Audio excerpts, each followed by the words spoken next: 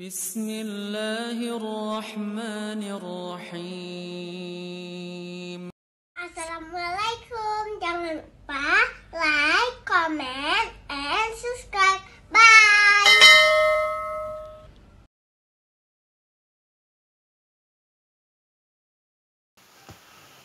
Bismillahirrahmanirrahim. Assalamualaikum warahmatullahi wabarakatuh. Alhamdulillahi rabbil alamin. Wassalatu wassalamu ala asyrafil anbiya'i wal mursalin wa ala alihi wa ashabihi ajma'in. Raditu billahi rabba wa bil islami dina wa bi Muhammadin nabiyyan wa rasula. Rabbi shrah li sadri wa yassir li amri wahlul 'uqdatam min lisani yafqahu qawli. Allahumma ij'al jam'ana hadza jam'an marhuma wa tafarruqana min ba'dihi tafarruqan ma'suma. Yang saya hormati pimpinan Majelis Zikir Arafah, Ustaz Zul, kemudian para penasehat-penasehat Arafah, ini di depan ini penasehat semua, ya. Kemudian para alim ulama, kemudian dari unsur TNI Polri, kemudian banyak Ustaz Zul, ya. Kemudian seluruh jamaah kaum muslimin dan muslimat yang kita mau mendum ini, Pak. Jadi yang belum masuk nanti masukkan terus ke situ, berarti lun muslim, satu lagi muslimat. Kemudian yang saya hormati Bapak PJ Kecik, Imam Cik, saya sendiri. Kemudian Ketua BKM dan pengurus Masjid Nurul Huda Kampung Penyerat yang dirahmati Allah Subhanahu wa taala. Setiap datang tahun baru Hijriah, jadi yang terbayang sama kita selalu apa? Surah Ar-Ra'du ayat 11. Innallaha la yughayyiru ma biqaumin hatta yughayyiru ma bi anfusihim. Ini kalau artinya begini kira-kira. Sesungguhnya Allah tidak merubah nasib suatu kaum sehingga kaum itu merubah nasibnya sendiri. Bagaimana kita memahami ayat ini? Ya, bagaimana memahami? Ada 3 pemahaman. Pemahaman yang pertama, ini pemahaman kelompoknya Syekh Tantawi dan Imam Imam As-Sa'di. Kelompok pertama mengatakan makna ayat ini ayantaqilu minat ta'ati ilal ma'siyah atau minal ma'siyati ila ta'ah. Seorang itu berubah, dia berpindah dari taat kepada Allah menjadi maksiat, itu urusan dia sendiri. Ini maksudnya. Makanya ketika seorang berubah, kok tiba-tiba pagi hari dia menjadi orang yang sangat bertakwa sekali pada Allah. Wate tepuk kaget benar ke apa? Di pagi hari dia menjadi orang taat, di malam hari seorang ahli ibadah, di pagi hari menjadi orang bejat. Ini maksud yang pertama, sehingga Allah Subhanahu wa taala di dalam sebuah hadis qudsi mengatakan begini, kullukum dhalun illa man hadaitu fastahduni ahdikum. Semua kalian itu sesat, kata Allah, kecuali yang saya berikan petunjuk kepada dia. Jadi bagaimana caranya? Fastahduni, mintalah petunjuk dariku, aku berikan petunjuk kepadamu. Oh, saya tidak mau petunjuk ya Allah. Enggak mau ya sudah, kata Allah. Nah, mau ya sudah. Saya mau tetap seperti ini ya Allah. Bahkan Imam As-Sa'di menambahkan ayantakhilu minal kufri ilal iman. Jadi dari kafir dia menjadi beriman, atau dari beriman menjadi kafir. Itu pemahaman yang pertama. Jadi artinya ini terserah kepada orang itu sendiri. Mau berubah enggak? Mau beriman enggak? Oh, saya akan tetap kafir, ya tetap kafir dia. Jadi makanya Abu Talib ketika Rasulullah sallallahu alaihi wasallam itu berapa kali memberikan petunjuk dalalah. Jadi petunjuk dalalah itu mengarahkan saja, dan Rasul tidak bisa memberikan petunjuk taufiqi. kepada Abi Thalib. Sehingga turun ayat Al-Quran, innaka la tahdi man ahbabta walakinallaha yahdi man yasha. Kamu tidak bisa memberikan petunjuk kepada yang kamu inginkan ya Muhammad. Allah memberikan petunjuk siapa yang dia senangi. Jadi makanya kalau senang petunjuk, minta kepada Allah, diberikan petunjuk. Oh kalau tidak senang, saya tidak senang salat, baik temayang. Lon galak temayang.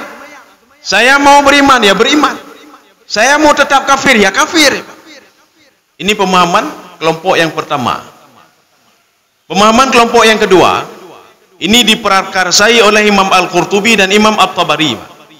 Apa kata beliau? Menyikapi ayat innallaha la yughayyiru ma biqaumin hatta yughayyiru ma bi anfusihim. Jadi beliau mengatakan begini, innallaha la yu'adzibu dzamban illa bima kasabat. Allah tidak menurunkan azab, tidak menghancurkan satu kaum kecuali apa yang sudah mereka lakukan. Mereka buat maksiat, gupancu. Mereka tidak buat maksiat, hana gupancu. Ini makna yang pertama. Oh kita merasa aman, hana pupu, hana gupancu oleh Allah. Kenapa? Ada orang saleh. Sehingga seorang sahabat mendatangi Rasulullah sallallahu alaihi wasallam. Su'ila Rasulullah sallallahu alaihi wasallam. Ada seorang pemuda, dia bertanya ke Rasulullah, sehingga hadis itu su'ila, Rasulullah ditanya oleh pemuda itu. Anuhliku wa fina salihun. Ya Rasulullah, apakah mungkin Allah mengazab kami, di dalam kelompok kami itu ada orang saleh? Nah orang saleh. Kenapa saleh yang Pak? Kenapa salah? Jadi walaupun urung saleh, bukan itu. Artinya apa? Amal saleh yang sudah dia lakukan. Apakah dia seorang yang sudah dekat dengan Allah? Takarubnya sudah dekat dengan Allah. Jadi nanti kelompok tadi kami merasa aman, ada orang saleh di situ. Dijawab oleh Rasulullah, qala la, tidak. Kenapa ya Rasulullah? Tetap diazab rupanya. Idza kathural khabath. Apabila kejahatan itu sudah merajalela, orang-orang saleh itu membiarkan orang lain begitu saja, maka mereka semua akan diazab oleh Allah Subhanahu wa taala. Ini yang terjadi di dalam Al-Quran ketika Allah menggambarkan Ashabus Sabt, kelompok Yahudi. Kita nggak usah ngomong kelompok Yahudi, kelompok Bani Israel, karena Yahudi itu identik dengan yang negatif. Karena nanti ada Israel itu itulah Nabi Yakub. Makanya kita jangan salah pemahaman, mereka itu membawa-bawa, Yahudi membawa-bawa Israel untuk mengangkat derajat mereka. Seperti kaum Ad mengangkat derajat mereka dengan kakeknya Iram, Iramadzatil Imad allati lam yukhlaq mithluha fil bilad. Iram itu orang saleh. Adnya nurun bejat adnya, Pak. Dia membawa nama kakeknya Iram. Yahudi itu bejat, Pak. Dia bawa nama kakeknya Israel. Sehingga apa? Mereka supaya terangkat derajatnya. Israel itulah Nabi Yakub alaihissalam. Dalam bahasa Ibrani, itu Israel itu berasal dari dua kalimat Isra'iluhu. Isra'iluhu, Isra itu abdun, iluhu itu Tuhan. Maka di dalam Injil iluhu, Tuhan. Maka Isra'iluhu, mereka mengatakan kami ini kan hamba Tuhan. Ya, nama itu hamba Tuhan. Isra'iluhu. Makanya Yahudi untuk mengangkat derajatnya, kami ini Israel. Isra'iluhu adalah hamba Tuhan. Padahal itu untuk nisbah Nabi Yakub alaihissalam. Jadi kita cerita Bani Israel bukan Yahudi.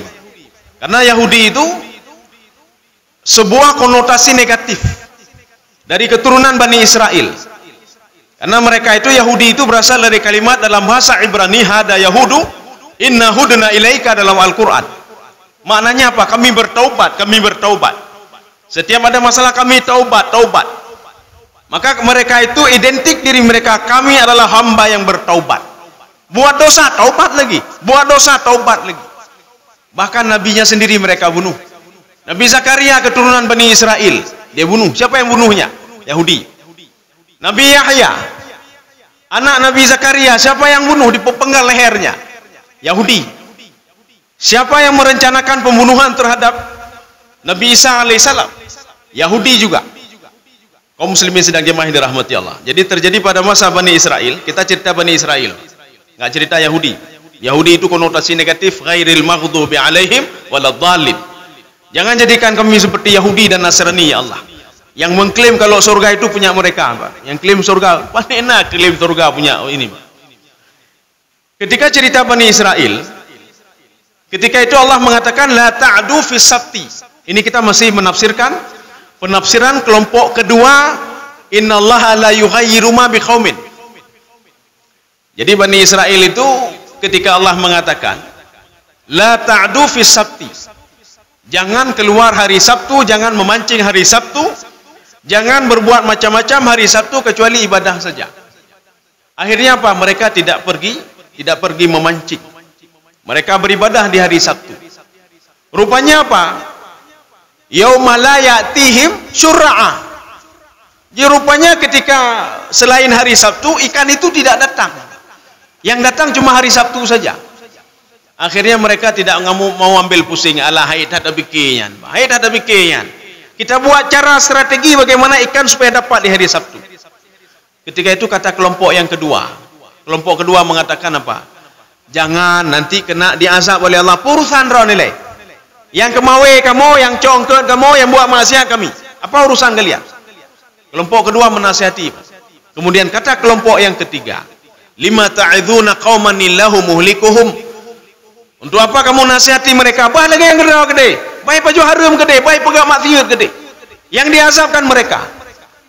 Rupanya ketika diazab oleh Allah Subhanahu wa taala, itu yang diazab mana? Kelompok yang pertama yang melakukan maksiat, kelompok yang ketiga yang mendiamkan maksiat. Ya, nih, Pak. Walaupun mereka itu orang-orang saleh. Kalau ada orang saleh yang melihat maksiat, mereka mendiamkan maksiat, abih mendung kepulantu oleh Allah Subhanahu wa taala.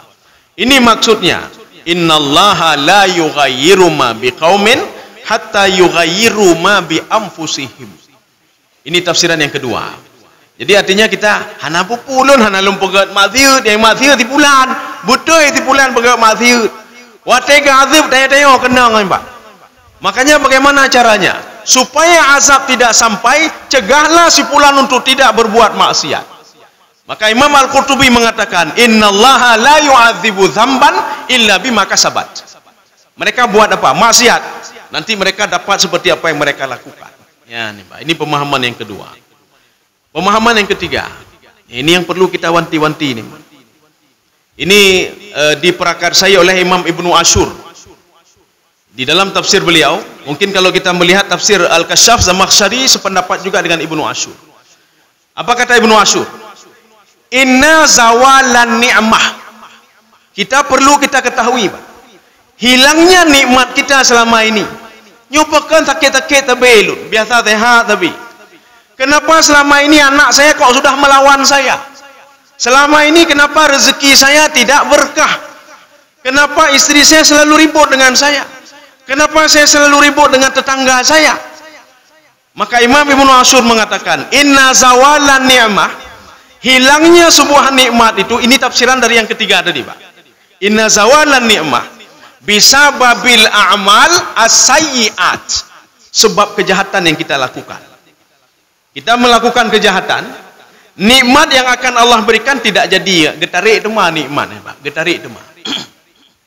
Dalam sebuah hadis Rasulullah sallallahu alaihi wasallam, Rasulullah mengatakan, haram nikmat itu untuk seorang hamba apabila dia berbuat maksiat, kata Rasulullah SAW. Jadi contoh pagi ini Allah sudah mengatakan kepada malaikat, besok pagi nikmat si fulan sekian-sekian. Rupanya tiba-tiba besok paginya dia buat maksiat. Ipengut gob dia zalimi orang lain. Nikmat itu tidak jadi, Pak. Nikmat itu dipending oleh Allah Subhanahu wa taala. Rasulullah mengatakan haram nikmat untuk dia. Kalau kita lihat Nabi Adam alaihissalam, kesalahan Nabi Adam itu simpel sekali. Kesalahan Nabi Adam simpel. Mendekati pohon khuldi dan memakan buah khuldi. Simpel sekali. Kalau disuruh ganti oleh Allah, neganto, sanggup mungkin mengganti. Kalau Allah katakan ganti dengan ibadah 100 tahun, sanggup Nabi Adam beribadah 100 tahun demi buah anggur tadi, Pak. Tetapi Allah sudah mengklaim Nabi Adam sudah berbuat maksiat. Kita lihat ada dua orang korupsi punya orang lain. Satu korupsi 100.000 rupiah. Satu lagi korupsi 1 miliar. Yang korupsi 100.000 mengatakan, ya Allah, saya kan cuma 100.000 korupsi.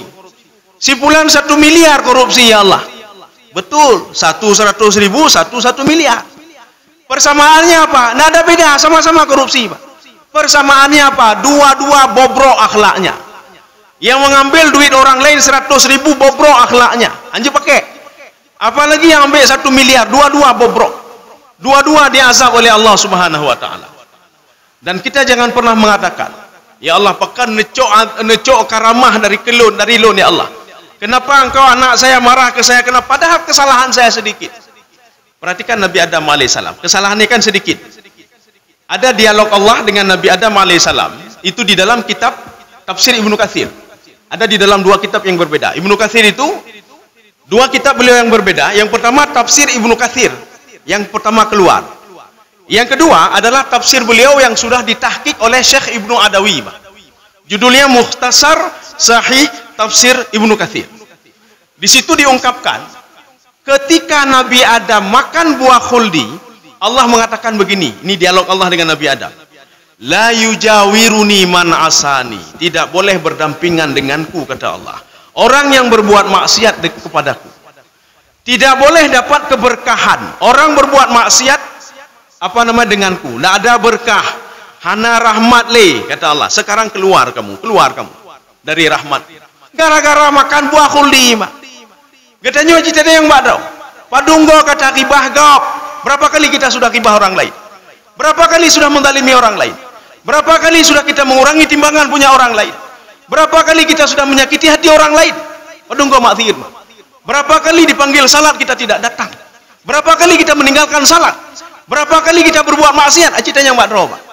Dan berapa kali kita itu kalau sedemikian dijauhkan dari rahmat Allah Subhanahu wa taala. Yang itu baru sekali, Pak. Nabi Adam baru sekali saja. Makanya di dalam kitab tafsir Ibnu Abbas. Apa kata Ibnu Abbas? Fabaka mi'atai amin. Nabi Adam alaihissalam menangis 200 tahun. Di sela-sela beliau menangis, beliau berpuasa. Itulah puasa oleh Allah. Ditolak puasa, Pak. Beliau beribadah, itulah ibadah oleh Allah Subhanahu wa taala. Nanti coba lihat ke dalam tafsir Ibnu Katsir, tafsir Ibnu Abbas. Yang kedua, di dalam kitabnya Imam Al-Ghazali Minhajul Abidin yang sudah disyarah oleh Sirajul Talibin. Di situ mengungkapkan fabaka mi'atai amin hatta qubila taubatuhu. Nabi Adam menangis 200 tahun lamanya. Sekarang kita lihat apa kesalahan Nabi Adam. Kenapa taubatnya tidak diterima? Kesalahannya kan yang pertama kan makan buah khuldi. Kesalahan yang kedua apa? Rupanya Nabi Adam tidak mengakui dosanya. Beliau masih mengatakan, apa salah saya ya Allah? Apa salah lo ni Allah? Salah saya kan simple, apa salah saya? Kita begitu juga. Ketika anak kita itu tidak saleh, kita berdoa, apa salah lo ni Allah sebagai urunci? Apakah saya salah mendidik anak saya? Itu pernyataan yang salah. Yang keluar dari orang beriman. Ketika kita pagi ini diberikan azab oleh Allah, na'udzubillah min dzalik. Kita berdoa, apa salah saya ya Allah? Sehingga engkau turunkan azab kepada saya. Apa salah saya ya Allah? Istri saya kok ribut sama saya. Itu pernyataan yang salah. Pernyataan yang benar. Ungkapkanlah, akuilah kalau kita sudah berbuat dosa. Ya Allah, maafkan dosa saya. Saya akui saya bersalah ya Allah. Makanya doa pengakuan dosa seperti Ustaz Zul ucapkan tadi. Maka ada dua tadi, Pak. Nabi Adam alaihissalam, inilah tafsiran dari itu yang Ustaz Zul baca tadi. Rabbana innana zalamna. Nyan menyuruh hidup arti ikli, Pak. Kalau dia tahu artinya itu, Pak. Nyan. Selama ini salat 10 tahun, 20 tahun hantai terima sembahyang, Pak. Selama ini apa? Dia berpuasa itu tidak pernah diterima, Pak.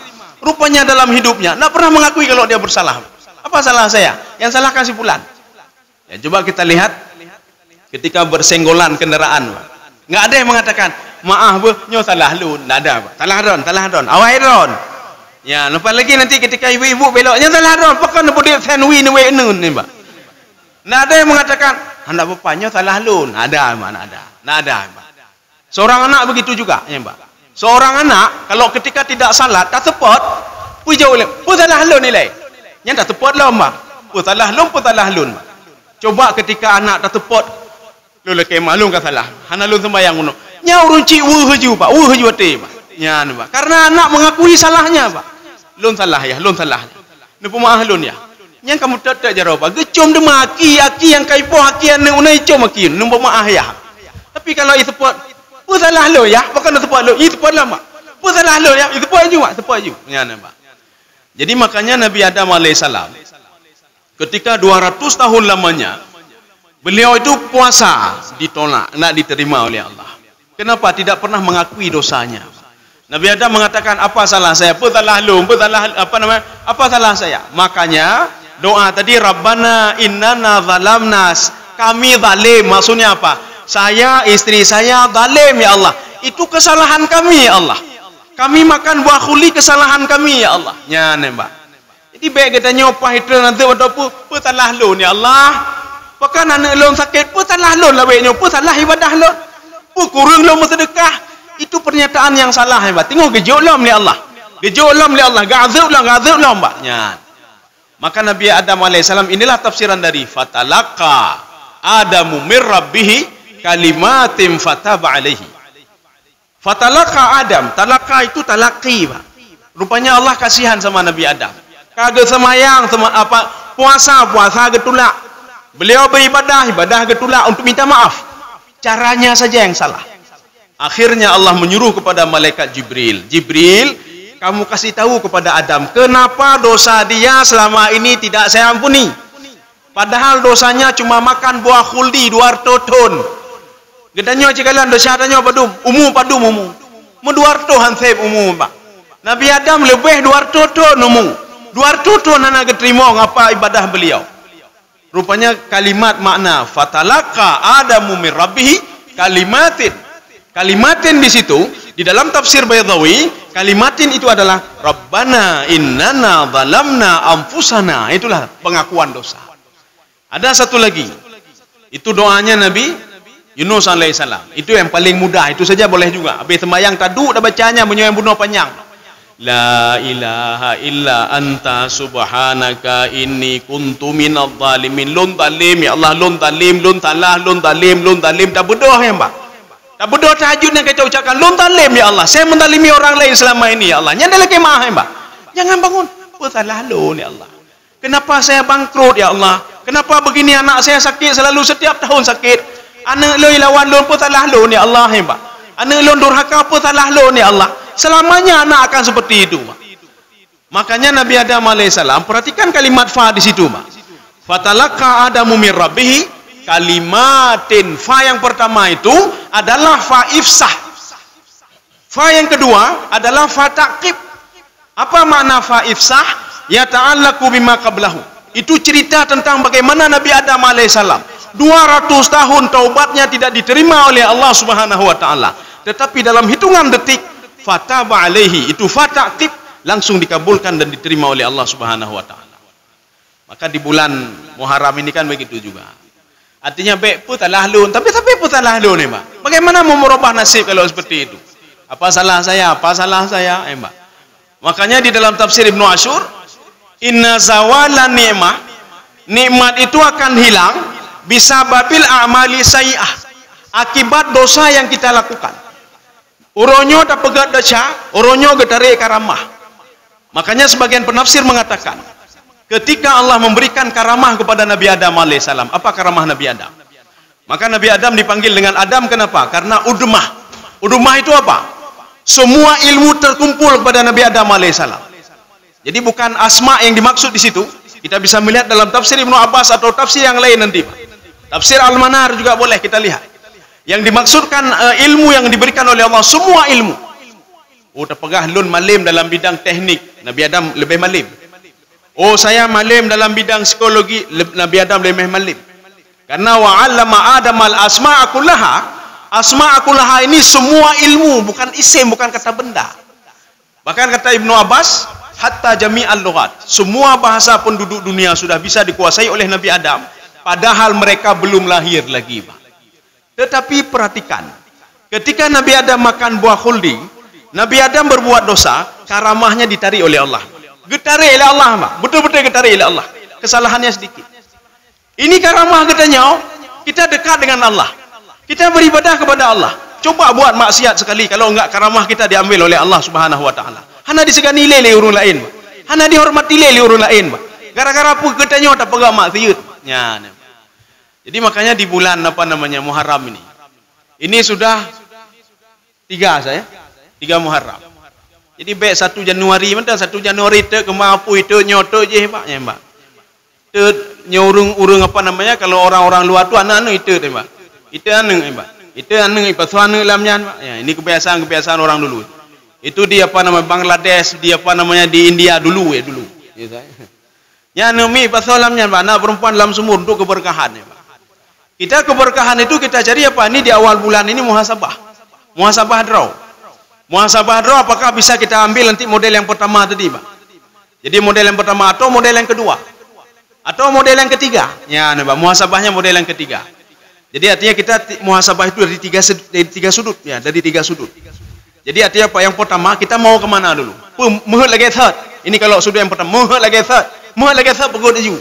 Oh anak teman baik pegat baik temayang tadi. Ya Pak. Orang enggak salat pun kaya juga ya Pak. Lagi Abu Jahal. Maka kalau tidak mau salat, jadilah seperti Abu Jahal. Abu Jahal mengatakan saya kaya juga, enggak salat, enggak ibadah, saya kaya juga. Maka Allah menjawab kepada Nabi Muhammad sallallahu alaihi wasallam, tenang saja Muhammad. Itu harta untuk dia itu liyu'adzibahum biha fid dunya wa tazhaka anfusuhum. Untuk mengazab dia dan untuk membuat hati dia itu gundah. Ya, nampak. Atau kita ingin jadi model kedua, biarin saja maksiat hana buka urusan lo nian. Oh, kita enggak usah jauh-jauh. Saya tidak punya kekuatan untuk urun seilu puntung han sanggup belum. Ane ro dah jaga Pak. Inang ro dah jaga katanya Pak. Baik lale dah jaga kau ni seilu puntung Pak. Tak pegah bagop jangan kita begini ikhtilat. Ane ro iwo tengah malam maleh ngisoi du ni Pak. Iwo tengah malam iwo bengah-bengah iwo Pak. Kita mungkin tidak tahu Pak. Kita kupi nana me katanya ni inang katanya inan Pak. Ya Pak. Kita ngomongin orang lain. Takkan kau macam-macam takkannya. Ini atau model yang kedua itulah tadi Pak. Kita merubah apa namanya diri kita sendiri. Bagaimana caranya? Bukan diri kita, kita rubah orang lain. Dengan rubah orang lain, kita tidak kena azab. Itu model yang kedua. Atau perubahan di bulan Muharram ini, di tahun baru ini, bagaimana perubahannya? Ya Pak. Kita itu jauhkan diri dari berbuat maksiat. Selama ini mungkin sering lihat maksiat tinggalkan. Selama ini kita cok atau tinggalkan. Selama ini makan haram tinggalkan saja Pak. Karena dengan kita buat maksiat itu karamah kita sudah diangkat, diambil oleh Allah. Hana gejo oleh Pak. Bu karamah Pak. Apa kandung karamah? Bu karamah le kage oleh Allah Subhanahu wa taala. Tidak jauh beda kita dengan orang lain kalau seperti itu. Ya, maka tinggalkanlah maksiat itu. Ada terakhir apa namanya definisi takwa itu dalam versi tafsir Imam Al-Qurtubi. Apa kata beliau? At-taqwa an tattaqiyallah fi aqwalikum wa afalikum. Takwa itu menjaga mulut dan anggota tubuh. Jadi kalau ingin mengetahui saya takwa atau tidak, coba lihat, nah jaga apa? Mentang temenak kau, berarti hana takwa kan Pak? Kalau temenak kau. Oh mentang kuai kau, berarti hana takwa lah. Mentang jawab kau, berarti hana takwa lah Pak. Mentang baju harum, berarti hana takwa lah. Hati-hati Pak. Kalau kita tidak bertakwa juga, kita akan terus seperti itu Pak, dalam kegelapan, terus dalam kegelapan. Jadi makanya itulah fungsinya tadi itu. La ilaha illa anta subhanaka inni kuntu minadh dhalimin. Itu 200 tahun tadi hilang dalam ucapan cuma enggak sampai 1 menit Pak. Ucapan Nabi Adam tadi langsung dimaafkan oleh Allah Subhanahu wa taala. Makanya kalau kita tidak mengakui dosa, apalagi di bulan Muharram ini, kita akan terus berada dalam dosa Pak. Nabi Adam dalam dosa 200 tahun Nabi Adam. Katanya umur metruk dan 200 tahun Pak. Apakah ada lo hebat hat 70? Oh hebat tak 80. Oh bocicih hebat tak lagi Firaun 30 Pak. Nak lebih daripada itu. Atau tak pernah haju tertotun. Hello hebat tak tertotun pun hebat kan lemah hebat kan hebat. Ya. Oh lo nak you tak apa ayu dah ke pensiun, hana ayu le ron. Pada umur 58 ke pensiun, hana ayu le je betah hana tepan ale. Hana tak boleh Pak. Cuma 50 tahun menikmati dunia, 60 tahun. Nabi Adam ratusan tahun. 200 tahunnya berada di dalam apa namanya jauh dari Allah karena apa? Tidak mengakui dosa kepada Allah Subhanahu. Setelah mengakui dosa diampuni semua oleh Allah Subhanahu wa taala. Makanya kita paling enggak habis sembahyang la ilaha illa anta subhanaka inni kuntu minadh dhalimin. Nya mentang mbak tiura 3 mentang dah ucap ngam 3 mentang. Oh het 3 si bulan 3 je cibo. Si bulan 3 Pak. La ilaha illa anta subhanaka inni kuntu minadh dhalimin. Lun hae beda tahajud di malam si bulan 3 dah beda tahajud nyan tak ucap katanya mbak. Kenapa HP WA tak buka-buka siji wajib dah buka mbak. Dah main HP mbak. Tak mengerti kelainan mbak. Ini sama seperti begini. Ketika saya cerita mbak, saya cerita kepada orang-orang jamaah itu. Ide menyewa Arab mbak. Sedang duduk di halte baca Quran mbak. Sedang naik bos itu baca Quran. Ya. Ditanya ngelirungnya mbak, ditanya oleh jamaah. Apa mungkin sedang naik bus baca Quran? Apa mungkin sedang di halte baca Quran? Lupa kalau apa yang tidak mungkin? Di Aceh di Indonesia sedang main kendaraan bisa nulis WA. Lewa. Masa baca Quran sedang ni nggak bisa? Di Aceh saja sedang bawa kendaraan itu WA pak. Itu WA. Assalamualaikum. Bagaimana jaju pak? Hai itu pun duduk temang gede pak. Kamu po. Yes. Saya rasa cukup sekian. Assalamualaikum warahmatullahi wabarakatuh. Terima kasih.